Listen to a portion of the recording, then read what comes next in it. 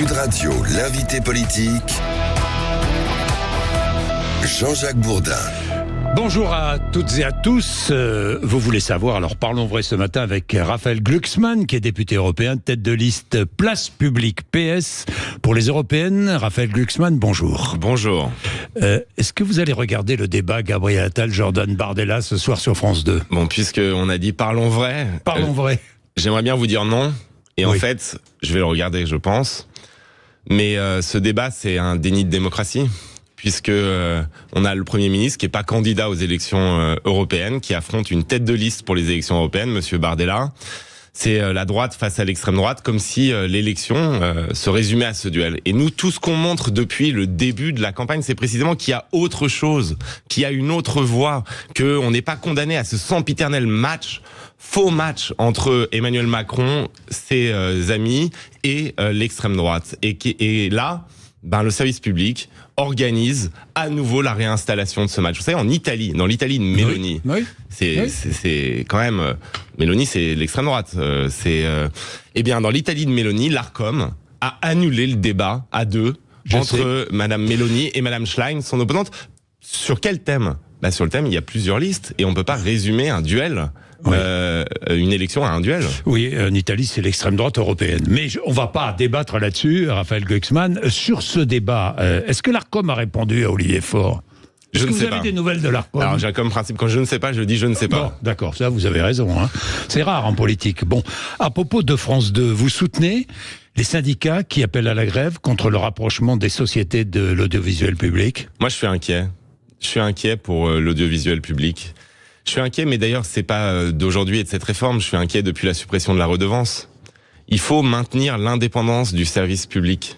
Il faut que le service public ait les moyens de son indépendance. Et depuis la suppression de la redevance, en fait, il y a un système qui s'installe qui est un peu dangereux. C'est-à-dire que on dépend des lois de programmation financière, on dépend finalement du bon vouloir du pouvoir, et cela, même si ça se traduit pas par des pressions directes, ça installe un système, une ambiance, et donc moi je pense qu'il faut vraiment écouter les inquiétudes sur l'indépendance du service public. Mais vous soutenez la grève ? Mais c'est pas mon rôle. Non, mais je veux dire là, c'est votre rôle ou pas votre rôle. Je vous demande si vous soutenez la grève, si vous irez, par exemple, au rassemblement. Non, je n'irai pas, mais j'ai de la sympathie pour ce mouvement, oui. Oui, vous avez de la sympathie pour ce mouvement. Il est utile, ce mouvement. Il est utile. Est-ce que France 2, le service public, finalement, encourage, tend la perche au Rassemblement national ? Est-ce que le pouvoir aussi en place, voilà, par l'intermédiaire de Gabriel Attal, tend la perche au Rassemblement national ? Bourdin, oui. Dans le prolongement de votre question, vous donnez la réponse. Ce pouvoir cherche en permanence, depuis son arrivée à l'Élysée, Emmanuel Macron cherche en permanence à limiter la vie politique française à un duel entre lui et Madame Le Pen, entre son héritier Monsieur Attal et l'héritier de Madame Le Pen, Monsieur Bardella. Et donc, à chaque fois, c'est un kidnapping. Et moi, ce que je pense et ce que j'entends partout en France depuis des semaines et des mois... ce soir ? Oui, il cherche à kidnapper l'élection, et voyant que notre liste progresse et que nous sommes à touche-touche avec Madame Hayé, eh bien, il cherche à réinstaller cette élection comme un duel, un faux duel, mais comme depuis chaque élection, depuis son élection. En fait, en réalité, sa stratégie, la stratégie de ses conseillers en communication, c'est de faire monter Bardella et Madame Le Pen comme la seule alternative au pouvoir en place, ce qui lui permettrait à chaque fois de ramener les voix. Mais en fait, ce qu'on a vu là, ce qu'on a vu depuis son élection, parce que quand même, rappelons les choses, il ne faut pas être des poissons rouges, Monsieur Bourdin. Rappelons les choses. Il a été élu, le soir de son élection en 2017, il a dit « Désormais, je vais supprimer les raisons de voter Rassemblement National et il n'y aura plus de vote Rassemblement National. » Résultat, 7 ans plus tard, le Rassemblement National n'a jamais été aussi haut. Et c'est pas faute de courbettes, et c'est pas faute d'avoir voté avec l'extrême droite la loi immigration, et c'est pas faute de compromission. Non. En fait, il se présente à chaque fois comme un barrage, mais en réalité, c'est un marchepied. Oui, Raphaël Glucksmann, vous défendez le pluralisme, évidemment. Alors, je ne comprends pas, vous allez m'expliquer pourquoi vous n'allez pas participer au débat sur CNews. Et moi, je ne suis pas pour interdire... Vous défendez le pluralisme. Je ne suis pas pour interdire CNews. Simplement, quand on décide d'aller sur une chaîne de télé, on valide quand même le fait que cette chaîne serait un lieu de débat objectif. La vérité sur CNews, moi j'ai été président... On va défendre ses idées. J'ai été président de la commission spéciale sur les ingérences étrangères. Et j'ai étudié la manière dont les médias répercutaient les ingérences russes pendant des années. Et sur CNews, vous savez, CNews qu'ils ont comme correspondant à Moscou, un journaliste de RT, de Russia Today, la chaîne de propagande de Vladimir Poutine. Et donc, moi je ne demande pas à interdire CNews, je ne demande pas quoi que ce soit. On a tout à fait la possibilité, tant qu'on reste dans le cadre de la loi, et je tiens à rappeler qu'il y a eu plusieurs rappels à la loi, mais quand on reste dans le cadre de la loi, on a le droit d'exister. Mais moi, j'ai le droit de défendre mes convictions et de dire, je ne vais pas, là, dans un débat qui n'est pas sur terrain neutre. Un mot sur la liberté d'expression, parce que et il y a tellement de débats qui sont organisés. Oui, il y en a beaucoup. Un mot sur la liberté d'expression, parce que ça m'importe. Associated Press, vous connaissez évidemment, grande agence américaine internationale, avait installé une caméra fixe à Gaza. Les Israéliens ont fait démonter cette caméra. Est-ce inadmissible? C'est inadmissible. C'est inadmissible. Et le huis clos qu'ils veulent installer, ce gouvernement israélien, est inadmissible. Et moi, j'ai condamné avec la fermeté la plus absolue les attentats terroristes du 7 octobre et l'organisation terroriste Hamas. Mais cette punition collective du peuple palestinien, cette volonté d'organiser un blocus pour les vivres et pour les images, est profondément inacceptable. Inacceptable. Tout comme est inacceptable l'extension infinie des colonies en Cisjordanie, où les Israéliens ne sont pas confrontés au Hamas, ils sont confrontés à l'autorité palestinienne. Et là, qu'est-ce que ça veut dire? Ça veut dire qu'en fait, ce gouvernement cherche à miner toute possibilité d'émergence d'un État palestinien. Et moi, je vous le dis, la seule solution, ce sera qu'il y ait 2 États.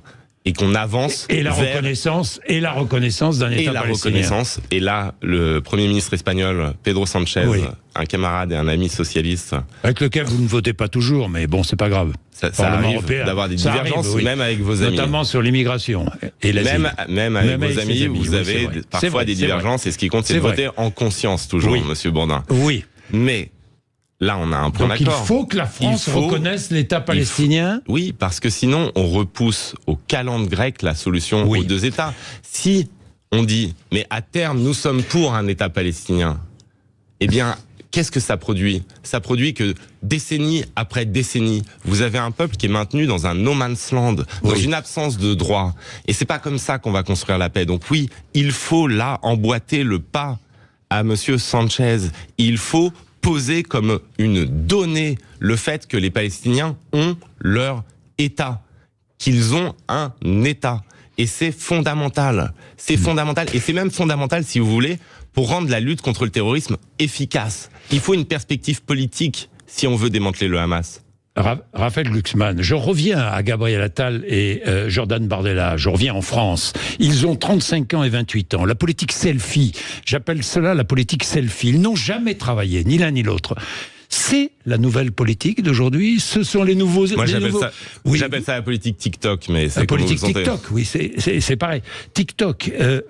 Et pourtant, Bardella mais je me suis rendu compte. Je voulais que je vous dise une anecdote. On a fait un débat sur LCI, et je me suis rendu compte que j'étais le plus vieux autour de la table. Donc on peut dire d'un côté... 44 ans, vous avez. Donc pour moi, c'était un peu violent dès le début du débat de me dire ça. 44 ans, vous êtes jeune, pourtant. Oui, je suis jeune, mais j'étais quand même le représentant des aînés dans ce débat. Et c'est très bien d'ailleurs, parce qu'il y a beaucoup d'aînés qui nous écoutent. Mais ce que je veux dire, c'est que c'est très bien le renouvellement. Mais la politique ne peut pas se résumer à de la com'. Et avec des leaders qui n'ont jamais travaillé? Avec des leaders qui ne sont jamais allés sur le terrain? Et qui réduisent la politique à des coups de com'. C'est ça le problème. Vous savez, moi j'ai conscience qu'il faut du renouvellement, vraiment profondément. J'ai conscience que ce rajeunissement peut être un bain d'oxygène, mais pas avec les coups de com', pas en réduisant la politique à un truc complètement vide, pas non plus en méprisant totalement le passé. Parce que moi hier j'ai été en train de tracter avec Lionel Jospin. Et j'ai vu des gens qui disaient mais regardez, Lionel Jospin c'est l'ancien monde. Mais moi j'ai un peu de respect pour l'ancien monde. un peu de respect. Lionel Jospin, c'était l'intégrité, c'était la constance, c'était la loyauté. C'est quelqu'un qui a été Premier ministre de la France. On en pense ce qu'on veut. C'est aussi celui qui a permis à Jean-Marie Le Pen d'être au second tour de l'élection présidentielle. Pardon, mais... Non, c'est pas lui qui a permis. Non, c'est pas lui. Enfin, non, mais c'est pas lui qui a permis. Sur les électeurs. On peut perdre une élection. Peut-être par sa suffisance parfois, mais c'est autre chose. Ce que vous voulez. Un autre débat. C'est ce que vous voulez. Mais on peut perdre une élection. Mais des années plus tard, Lionel Jospin, il est resté militant de base du Parti socialiste. On en pense ce qu'on veut du Parti socialiste. Mais la vérité, c'est que cette constance, quand je l'ai appelé, il m'a dit oui, mais il faut parler au secrétaire de section. Il était Premier ministre de la France. Et c'est quelqu'un qui va distribuer des tracts, qui se lève le matin et qui a sa carte dans un parti politique. Moi, j'ai du respect pour ça. Beaucoup plus que pour une politique qui se réduit à de la com et à du vide. Les gens, on le tournis en fait. On est dans un moment de vide. Bien, il faut mettre du fond là-dedans. Les Français sont tournés vers le Rassemblement national. Du moins, peut-être pas le Rassemblement national en lui-même, mais ce qu'il porte. Vous êtes d'accord, vous le rencontrez sur le terrain. On le voit partout. Vous le voyez partout. Et ce serait mentir que de vous dire le contraire. Et ça doit nous interroger de manière extrêmement profonde. Et vous lancez un appel à la résistance contre l'extrême droite européenne, aujourd'hui. Parce que je vois ce qui se passe partout en Europe, que les libéraux et les conservateurs sont tentés par les alliances. Les pays basculent les uns après les autres. Aux Pays-Bas, l'allié de monsieur Macron, le parti libéral, a conclu un accord de gouvernement avec l'extrême droite poutinophile et xénophobe de monsieur Wilders pour porter au pouvoir une coalition dominée par l'extrême droite. Et partout on retrouve ces compromissions, ces tergiversations, ces hésitations. Eh bien moi, ce que je veux dire, c'est qu'on a besoin d'une digue. Et que nous, les sociodémocrates européens, nous serons cette digue, sans compromission. Nous serons la force au Parlement européen qui résistera à cette vague d'extrême droite, qui protégera les institutions européennes, qui protégera le cadre de la démocratie libérale, qui protégera les minorités, qui protégera tous ceux qui sont menacés, les droits des femmes, qui sont menacés par les politiques d'extrême droite, et qui résistera à cette vague. Moi, je vais vous le dire, on a besoin, dans des temps de tempête et de tumulte, de gens qui ont une colonne vertébrale, qui savent se tenir droit dans le vent contraire. Eh bien, nous serons ces gens au Parlement européen. C'est pour ça que Frans Timmermans vient à Paris, qui est le leader de l'opposition aux Pays-Bas, de l'opposition à cette coalition libéraux extrême droite. Et moi, je le dis à Emmanuel Macron, vous vous présentez comme un barrage à chaque élection. C'est un gadget électoral. Parce qu'ensuite, quand vos alliés au Parlement européen... complice, quand vos alliés au Parlement européen... Mais non, c'est volontaire. Il y a la volonté de la part d'Emmanuel Macron de mettre en avant l'extrême droite ? Oui, comme stratégie électorale. Et donc, vous avez un groupe au Parlement européen, le groupe d'Emmanuel Macron, où les Suédois font alliance avec l'extrême droite. Et il n'y a pas d'exclusion. Et là, vous avez un parti central de son groupe qui fait alliance avec l'extrême droite aux Pays-Bas. Et Mme Hayet nous dit, nous verrons, nous le ferons après le 10 juin. Non, les gens, ils vont voter le 9 juin. Ils ont besoin de savoir pour qui ils votent dans un groupe qui contient des alliés de l'extrême droite ou pas. Et moi, ce que je vous dis, c'est que chez nous, c'est très clair. Chaque parti qui imagine même faire alliance avec l'extrême droite sera immédiatement exclu. Et nous serons la force de résistance, la force qui aura une confrontation politique permanente avec cette extrême droite. La Nouvelle-Calédonie, Emmanuel Macron sur place, qu'a-t-il dit pour l'instant? Il a parlé de rétablir la sécurité et le calme, et ensuite recherche d'une solution politique, mais sans revenir sur le résultat des 3 référendums. Utile, cette visite, indispensable? Qu'attendez-vous? Il fallait y aller. Mais il faut y aller pour aussi savoir écouter. Vous savez ce qui s'est passé? C'est que Emmanuel Macron a rompu avec l'esprit qui dominait les politiques depuis Michel Rocard. Depuis les accords de Matignon de Michel Rocard, ça s'est continué sous Lionel Jospin avec l'accord de Nouméa, et ça s'est poursuivi jusqu'au début du mandat d'Emmanuel Macron sous Édouard Philippe. Cet esprit, c'était la fabrique d'un consensus local avant que des décisions soient imposées à Paris. Il a voulu rompre avec ça. Il a pris le dossier, il l'a pris à Matignon et il l'a donné au ministère de l'Intérieur. Et le résultat de ça a été le chaos. Donc la visite, elle est nécessaire, mais il faut savoir écouter et revenir à l'état d'esprit avec lequel lui-même a rompu par cette stratégie du coup de menton permanent. Dans une situation inflammable, il faut faire attention. Bien, Raphaël Glucksmann, je vais vous parler de l'Europe, dernière partie, mais un mot sur la Russie. La Russie n'est une menace ni pour l'Europe ni pour la France, disait hier Thierry Mariani, qui était à votre place. La Russie qui, par décret, veut modifier ses frontières en mer Baltique. La Russie est une menace pour l'Europe et pour la France. Et Monsieur Mariani se comporte depuis des années comme le petit télégraphiste du Kremlin. Et c'est une honte pour le Rassemblement national que Monsieur Mariani soit sur cette liste en si haute position. 7e position. Il est la voix de Vladimir Poutine, mais aussi d'ailleurs du dictateur d'Azerbaïdjan qui massacre les Arméniens, M. Aliyev, au Parlement européen. Il est la voix des tyrans qui menacent nos pays. Et moi, ce que j'ai fait au Parlement européen, j'ai sonné l'alerte depuis le premier jour. J'ai présidé cette commission spéciale sur les ingérences étrangères qui dénonce le fait que la guerre de Vladimir Poutine, elle ne vise pas le Donbass, elle ne vise pas la Crimée, c'est pas une guerre territoriale en Ukraine ou en Géorgie, c'est une guerre contre nos démocraties. Et vous avez vu là ce qu'on vient de découvrir encore une fois, des agents russes, des agents bulgares qui travaillent pour les services russes sont soupçonnés d'avoir mis des mains rouges sur le mur des justes. Pourquoi ? Pour créer le chaos dans notre société, pour créer un climat de haine entre juifs et arabes, pour déstabiliser la France. Ils l'ont fait avec les tags des étoiles de David juste après le 7 octobre. Ils le font à chaque fois.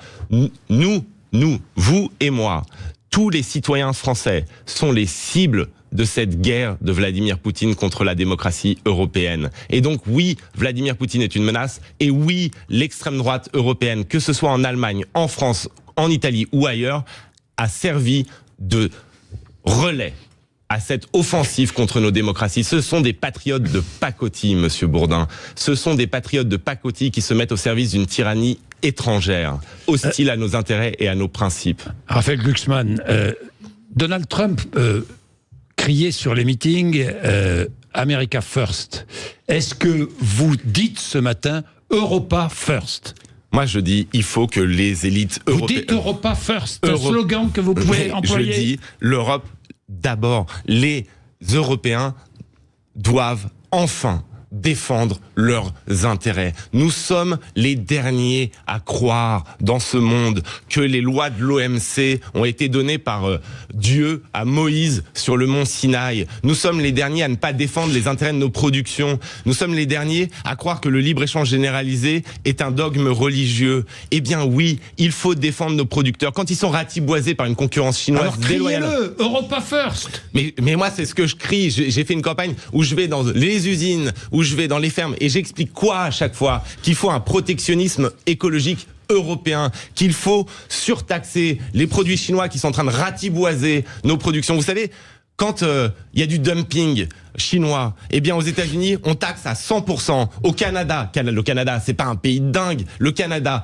on taxe à 235%. En Europe, on taxe à 15%. C'est-à-dire que c'est absolument pas dissuasif. Le résultat, c'est quoi ? Moi, je le constate partout en France. Quand je vais voir les dirigeants de l'entreprise Sistovi, qui était une entreprise qui faisait des immenses bénéfices sur la production de panneaux solaires, ils se sont fait ratiboiser par une concurrence chinoise qui a divisé les prix par 4 en quelques jours, par 4. Comme stratégie politique et résultat, en quelques semaines, Sistovi a mis les clés sous la porte et des Françaises sont retrouvées au chômage. Pourquoi ? Parce que la puissance publique, et c'est ce que m'ont dit les dirigeants de Sistovi, la puissance publique nous a abandonnés. Vous n'êtes pas capable de défendre nos productions. Il est temps maintenant de défendre les productions européennes, ou alors on va complètement décrocher et on va être un continent simplement de consommateurs. Donc et moi, ça m'intéresse pas. L'Europe d'abord, l'Europe en premier, on est bien d'accord. L'Europe d'abord, défendre les intérêts des productions européennes. Une Europe fédérale ou pas ? Une Europe qui fonctionne et qui donc assume des avancées. Ou pas un État fédéral européen, parce que je vois tout de suite la caricature qui va sortir de ces propos. Non, c'est des pas la caricature, c'est un mot qui veut dire des beaucoup de avancées choses. Fédérales européennes. Oui. Si vous voulez la justice fiscale, la fin de la concurrence fiscale déloyale, si vous voulez l'harmonisation des règles en Europe, si vous voulez une Europe qui est capable de prendre des décisions pour défendre nos productions, pour imposer des taxes à l'entrée, pour étendre le mécanisme d'ajustement carbone, pour financer les industries de la transition écologique, vous avez besoin d'avancées fédérales. Alors pourquoi vous ne votez pas le pacte immigration-asile, puisque vous voulez une Europe ? Mais parce que Justement, quoi? Mais parce que justement, il n'y a pas de politique migratoire européenne dans ce pacte. Mais ça ne met pas fin à Mais c'est l'indignité le début ni d'une au politique chaos. migratoire Mais européenne. non, regardez, la politique migratoire européenne, ce serait d'avoir une politique cohérente à l'échelle du continent européen. Là, on ne sort pas du chaos de Dublin. Monsieur Bourdin, le chaos de Dublin, c'est quoi? C'est le fait que, in fine, on va tout faire peser sur les pays d'accueil, sur l'Italie, sur la Grèce. Mais les gens qui montent dans une barque au péril de leur vie, ils ne veulent pas aller en Italie ou en Grèce, ils veulent aller en Europe. Donc c'est à l'Europe de gérer la question. Et là, on n'a pas... C'est à l'Europe de se protéger. Et c'est à l'Europe de gérer les flux Donc migratoires. de se protéger. De se protéger de l'immigration illégale et d'organiser une immigration légale. Eh bien, ce pacte ne résout aucune de ces questions. Et dans 2 ans, Monsieur Bourdin, vous allez m'inviter, on sera face à face, et qu'est-ce qu'on discutera? Eh bien, du nouveau pacte migratoire qui sera en train d'être négocié et discuté, parce que celui-là ne résout rien. Et moi, je ne vote pas pour un pacte qui ne répond pas à l'indignité du traitement des êtres humains et au chaos des politiques actuelles. L'Europe d'abord, c'est ce que vous dites. Une Europe élargie.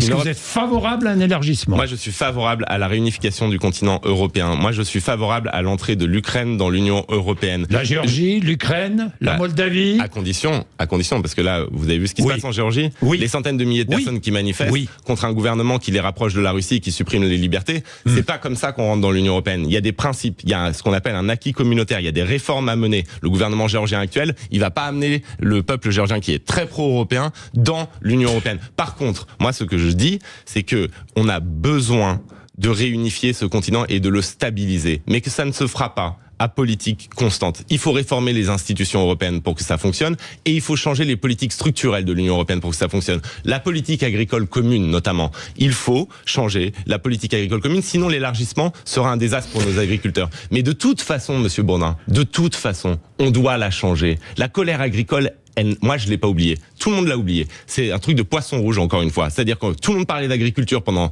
des jours, des semaines, et aujourd'hui, on fait comme si ça n'avait pas existé. Eh bien, il y avait une question qui était posée par les agriculteurs, c'était celle des revenus.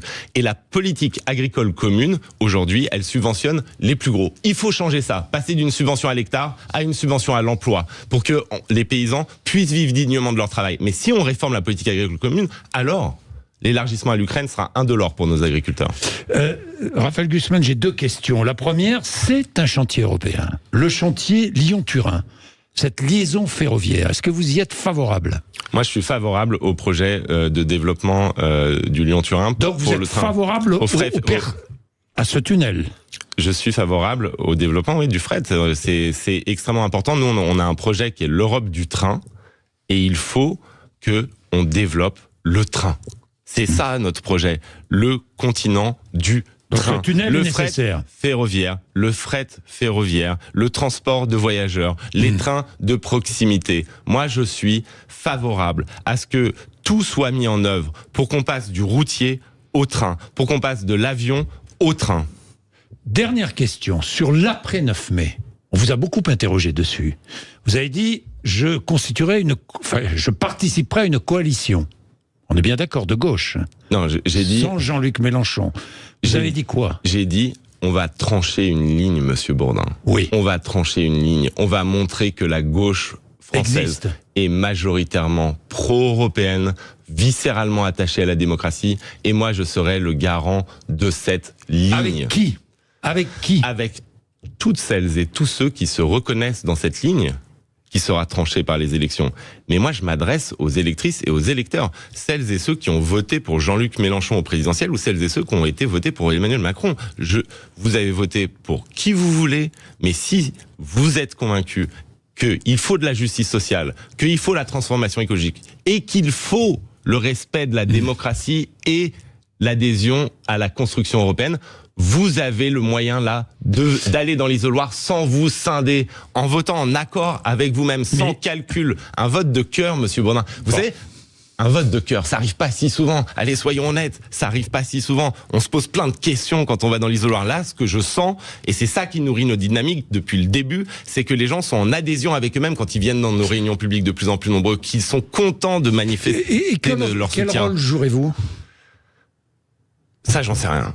Je vous le dis. Franchement, vous n'en savez rien. Ah ouais, je vous le dis. Parce que moi, j'ai un objectif, c'est le 9 juin. Et je suis quelqu'un d'un peu bizarre dans la scène politique française. C'est que je considère que l'Europe, c'est pas un pis-aller. Moi, l'Europe, c'est le combat de ma vie. Et je pense que ces élections sont les élections européennes les plus importantes de l'histoire. Donc je vis avec une obsession. Le 9 juin. Le 9 juin. Les élections européennes. Le fait que la gauche, héritière de Delors et de Badinter, puisse être majoritaire au Parlement européen. Qu'on puisse dominer les politiques européennes. Qu'on puisse installer ce protectionnisme européen dont vous parliez. C'est ça, moi, qui m'obsède. Qu'on construise cette démocratie européenne, qu'on construise cette puissance européenne. J'en ai marre de l'impuissance. Et ça joue aussi à l'échelle européenne. Je sais qu'en France, on est obsédé par les questions nationales et obsédé par la présidentielle. C'est tout à fait normal. La présidentielle, on en est un peu trop obsédé. Non. Est-ce que vous pourriez être un jour candidat? Est-ce que vous pourriez, ça vous a traversé l'esprit? Monsieur Bourdin, quand je me rase, ce qui m'arrive de temps en temps, je pense à l'élection européenne. Vous n'avez jamais réfléchi à la présidentielle. L'Europe. Vous me dites, je suis franc direct. Je pense à la guerre que l'Europe subit. Oui. Je pense à la transformation écologique. Je pense au 9 juin.